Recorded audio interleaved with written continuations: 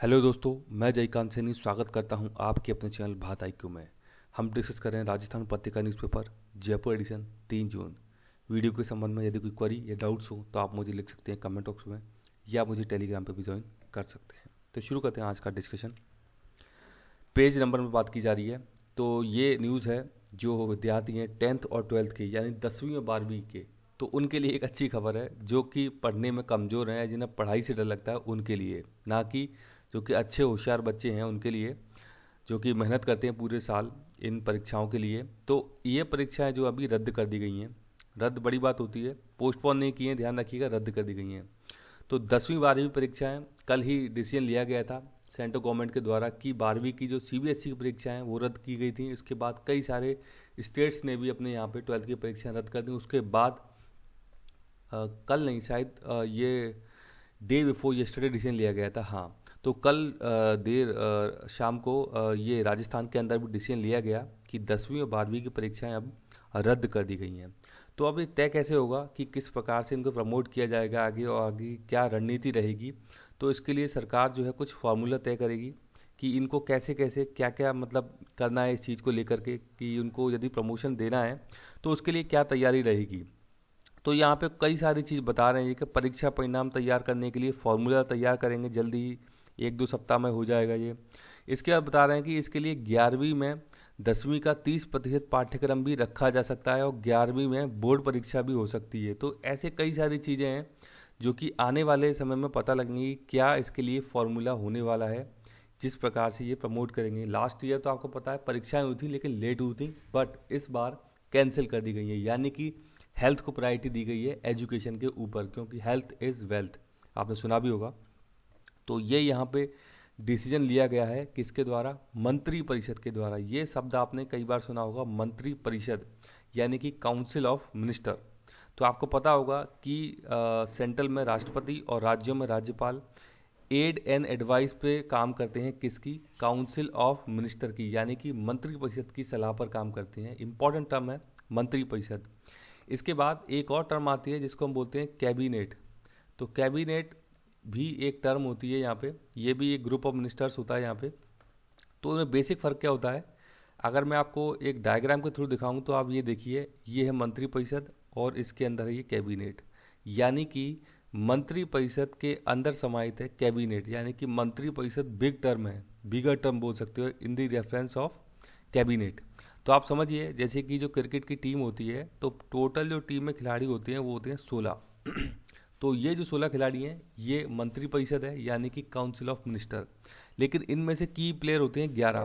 तो वो की जो प्लेयर हैं 11 वो होते हैं कैबिनेट, यानी कि जो मुख्य खिलाड़ी, मुख्य प्लेयर जो होते हैं उनको बोलते हैं यहाँ पे कैबिनेट बोलते हैं। तो ये एक बेसिक डिफरेंस है, इसके बारे में आपको पता होना चाहिए कि कैसे कैबिनेट बनती है और कैसे काउंसिल ऑफ मिनिस्टर यहाँ पे बनती है। तो ये इंपॉर्टेंट चीज़ें हैं, बेसिक चीज़ें हैं, लेकिन कई बार कंफ्यूज कर देती हैं ये चीज़ें। यहाँ पे सुप्रीम कोर्ट का भी आदेश आया एक, तो सुप्रीम आदेश है ये। कोर्ट ने सरकार से जवाब मांगा है कि आपने बजट में 35,000 करोड़ का एक प्रोविज़न किया था वैक्सीन के लिए, तो उसकी पाई पाई का हिसाब आप दीजिए कि किस प्रकार से आपने खर्चा किया है। 35,000 करोड़ आपने कहाँ पे खर्चा किया है, क्योंकि 18 प्लस जो एज है उनके लिए वैक्सीन का अरेंजमेंट जो है वो स्टेट गवर्नमेंट के भरोसे आपने छोड़ दिया है। तो 35,000 करोड़ आपने कैसे लगाया है, कहाँ पे खर्चा किया है? आपने सुना होगा कि जो वैक्सीन है वो 150 रुपये की पड़ रही है केंद्र सरकार को, और स्टेट गवर्नमेंट को वही वैक्सीन 300 रुपये की पड़ रही है, राइट। तो आप अगर मोटा सा एक आइडिया लेके चलें, तो ये जो 150 रुपये की वैक्सीन है, अगर हम 100 करोड़ लोगों को भी ये वैक्सीन दे रहे हैं तो तकरीबन ये कॉस्ट आती है 15,000 करोड़ रुपए की। ये मैं एक मोटा सा आपको एक आइडिया बता रहा हूँ, 15,000 करोड़ की ये कॉस्ट आ रही है 100 करोड़ लोगों के लिए। 150 रुपये की वैक्सीन यदि हम परचेज करते हैं, तो आपने जब 35,000 करोड़ का प्रोविज़न किया है बजट में, तो आप इसका हिसाब दीजिए। तो ऐसा सुप्रीम कोर्ट बोल रहा है केंद्र सरकार को कि आप ये बताइए कि आपने कहाँ पे ये खर्चा किया है जो आपने वैक्सीन के लिए इस प्रकार का प्रोविज़न बनाया था। तो ये कुछ घटनाक्रम चल रहे हैं अभी। यहाँ पे बात की जा रही है कि जो राष्ट्रीय मानवाधिकार आयोग है, नेशनल ह्यूमन राइट कमीशन, तो अभी उनके जो अध्यक्ष हैं, नए अध्यक्ष बनकर के आए हैं अरुण मिश्रा साहब। तो अरुण मिश्रा ये सीजीआई रह चुके हैं, सुप्रीम कोर्ट के रिटायर्ड जज हैं अरुण मिश्रा। तो बुधवार को राष्ट्रीय मानवाधिकार आयोग के नए अध्यक्ष का इनको पदभार संभाला गया है, मतलब कि ये नए अध्यक्ष बन गए हैं राष्ट्रीय मानवाधिकार आयोग के। तो नाम याद रखिएगा, अरुण मिश्रा या अरुण कुमार मिश्रा, याद रख लीजिएगा आप। इंपॉर्टेंट प्रश्न बनते हैं ऐसी जगहों से। तो नेशनल ह्यूमन राइट कमीशन 12 अक्टूबर 1993 को ये संसद के अंदर इसके लिए एक एक्ट पारित किया गया और NHRC बना दिया गया भारत के अंदर 12 अक्टूबर 1993 को। इसमें एक फिर बदलाव किया गया, संशोधन किया गया 2006 वर्ष में। इसकी जो पृष्ठभूमि है ये निकल के आती है universal declaration of human rights, UDHR इनको बोला जाता है। तो मानवाधिकार दिवस आपको पता होगा ये बनाया जाता है 10 दिसंबर को। तो 10 दिसंबर 1948 को इस प्रकार का एक घोषणा पत्र आया, एक चार्टर निकल के आया था मानवाधिकार आयोग, मानवाधिकारों को लेकर के। तो ये 10 दिसंबर 1948 को निकल करके आया था। 10 दिसंबर को मानवाधिकार दिवस के रूप में भी बनाया जाता है पूरी दुनिया के अंदर। तो ये कुछ बेसिक इन्फॉर्मेशन है इसके संबंध में। अब मैं आपको इसका कॉम्पोजिशन बता देता हूँ कि मानवाधिकार आयोग में कैसे कैसे कौन कौन जो होते हैं सदस्य, वो उसके अंदर देखिए आप। तो नेशनल ह्यूमन राइट कमीशन, इसमें एक चेयरपर्सन और 8 सदस्य होते हैं। इंपॉर्टेंट बात यह है कि 9 लोग हो गए टोटल। टोटल कितने मेंबर हो गए यहाँ पे? 9। अब इसमें 4 जो मेंबर होते हैं वो होते हैं फुल टाइम और 4 होते हैं डीम्ड मेंबर होते हैं, 4 इसमें, राइट। तो ये है 8 मेंबर जो इसके सदस्य हैं, 4 इसमें फुल टाइम है, 4 डीम्ड है। अब देखिए आप, चेयरमैन कौन होते हैं? रिटायर्ड CGI यहाँ पे होते हैं, रिटायर्ड जो हैं, जो रिटायर हो चुके हैं वो CGI यहाँ पे होते हैं, जैसे कि अरुण कुमार मिश्रा साहब भी बन गए अभी। एक मेंबर यहाँ पे होते हैं one who is or has been ए जज ऑफ सुप्रीम कोर्ट, यानी कि जो सुप्रीम कोर्ट के जज हैं या जज रह चुके हैं, ये इसमें एक मेंबर होंगे। दूसरे मेंबर देखिए आप, one who is or has been a chief justice of high court, यानी कि जो किसी हाई कोर्ट के चीफ जस्टिस रह चुके हैं या हैं, ये इसके दूसरे मेंबर होते हैं। इसके अलावा 2 मेंबर इसमें होते हैं, ये फुल टाइम की बात की जा रही है, इसमें फुल टाइम मेंबर है ये। कैंडिडेट विद द नॉलेज और practical experience in the matters of human rights, तो वो लोग जिनको कि ह्यूमन राइट्स यानी कि मानवाधिकार के संबंध में अच्छी नॉलेज है, उनको उन्होंने प्रैक्टिस की हुई है क्षेत्र में, तो 2 सदस्य वहाँ से चुने जाते हैं। इसके लिए एक कमेटी होती है जो कि इनको नॉमिनेट करती है। ये जो 2 मेंबर होते हैं, तो ये है फुल टाइम मेंबर 4। अब ये जो 4 हैं ये डीम्ड मेंबर हैं, इनको एक्स ऑफिशियो मेंबर ही बोला जाता है, कारण कि जैसे ही ये उस पद पे आते हैं तो ये इसके मेंबर हो जाते हैं। वो कौन से पद हैं देखिए आप, national commission for minorities, national commission for schedule caste, national commission for schedule tribes और नेशनल कमीशन फॉर वुमेन। तो ये 4 बॉडीज़ हैं जिनसे कि यहाँ पे ये जो डीम्ड मेंबर्स हैं लिए जाते हैं। जैसे ही आप इस माइनॉरिटीज़ के आप अध्यक्ष बन जाते हैं, हेड बन जाते हैं, तो आप ऑटोमेटिकली डीम्ड मेंबर बन जाएंगे NHRC के।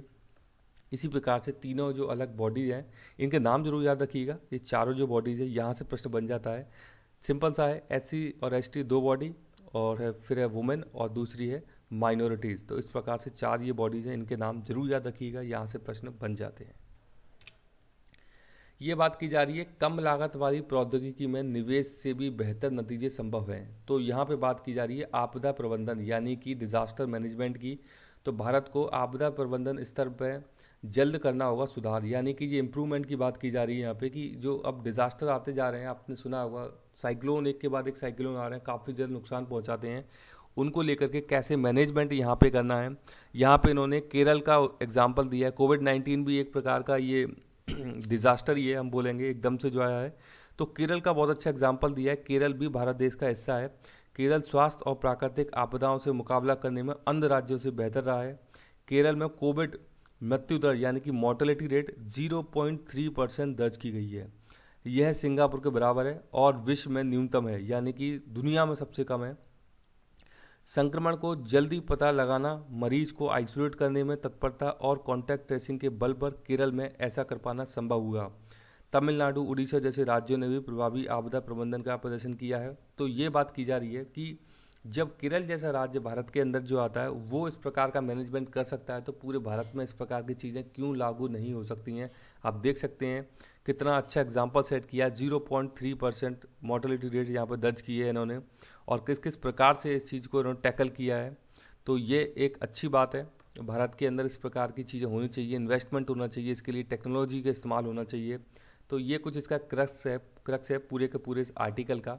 तो ये मुझे लगा कि आपके साथ शेयर करना चाहिए। तो बस आपको एक इसका नॉलेज होना चाहिए, वैसे कोई इतना बड़ा खास इसमें है नहीं। ये बात की जा रही है सापूतारा। सापूतारा को माना जाता है नागों की धरती। तो ट्रैवलॉग है ये, यहाँ पर राइटर हैं, लिखती हैं, ट्रैवलॉग लिखती हैं, यानी कि ट्रैवल से संबंधित जो भी चीज़ें हैं उनको लिखती हैं, अपना एक्सपीरियंस शेयर करती हैं। तो यहाँ पे सापूतारा के बारे में देख लेते हैं। इम्पॉर्टेंट है, सापूतारा एक हिल स्टेशन है। तो सतपुरा रेंज है, ये है, यहाँ से इस प्रकार से चलती है। वेस्टर्न वाला पार्ट जो है इंडिया का, वहाँ पे सतपुरा रेंज। अब सतपुरा रेंज पे अलग अलग छोटी छोटी कुछ रेंज हैं, इनका नाम देखिए आप। यहाँ से हम स्टार्ट करते हैं, यानी कि लेफ्ट हैंड से। तो सबसे इधर ये जो है, यहाँ पे आती है आपकी राजपीपला जो हिल है। उसके बाद आती है आपकी गवालीगढ़। नाम याद रखिएगा, ये बिल्कुल आपसे क्रम में पूछे जा सकते हैं। फिर उसके बाद आती है महादेव, और लास्ट में है मैकाल, एमपी के अंदर। तो ये 4 रेंज हैं, इस प्रकार से चलती हैं। राजपीपला, गवालीगढ़, महादेव और मैकाल, ये 4 हैं, इस क्रम में चलती हैं ये है वेस्ट और ये है ईस्ट।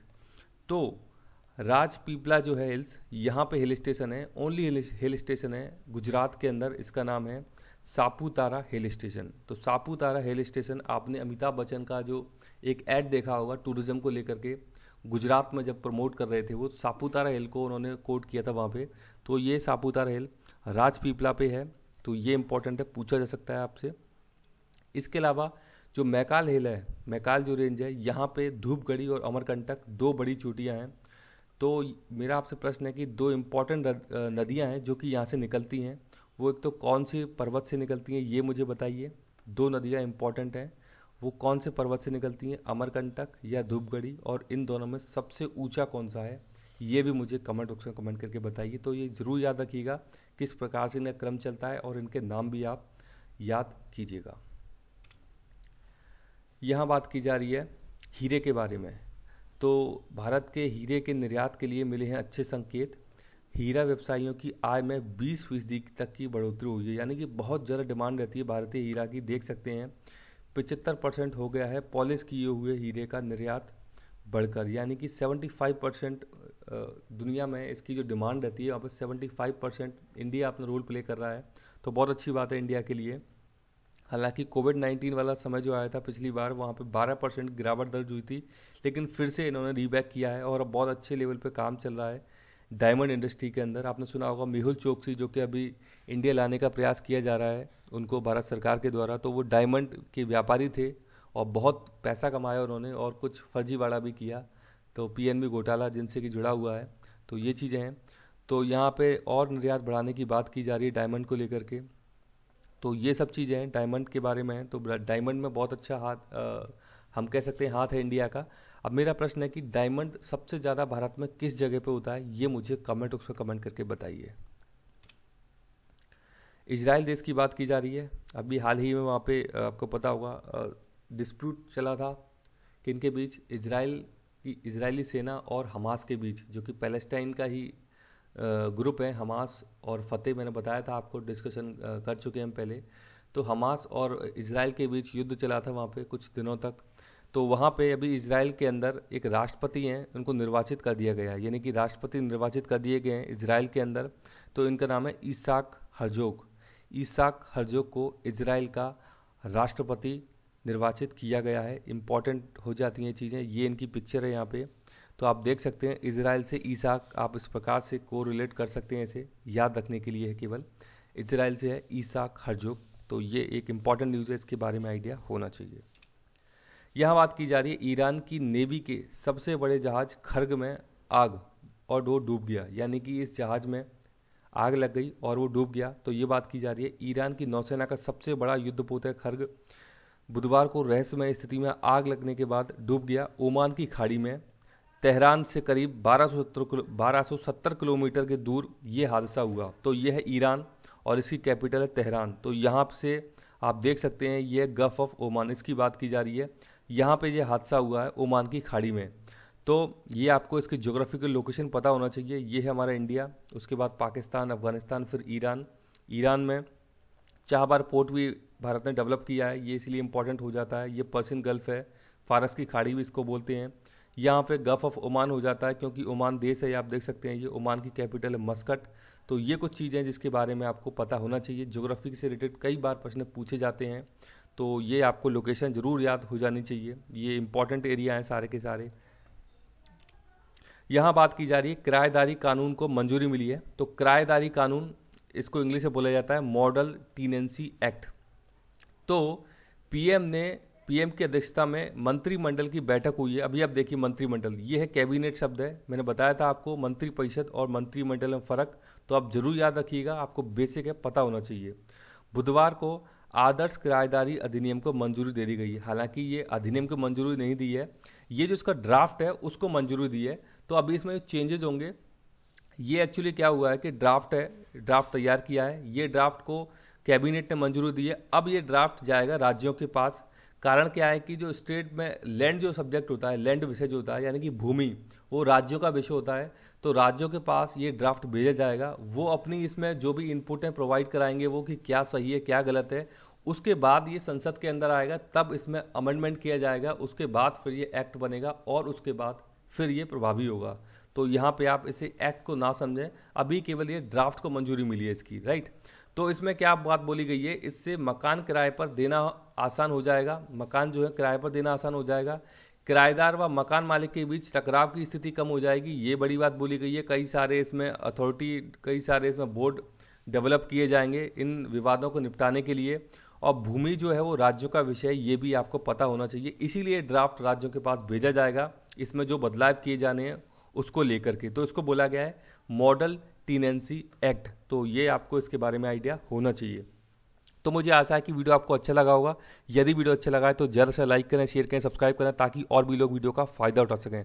आप मुझे अपने सुझाव कमेंट बॉक्स में भेज सकते हैं या मुझे ईमेल भी कर सकते हैं। इसी के साथ धन्यवाद, मिलते हैं अगली वीडियो में।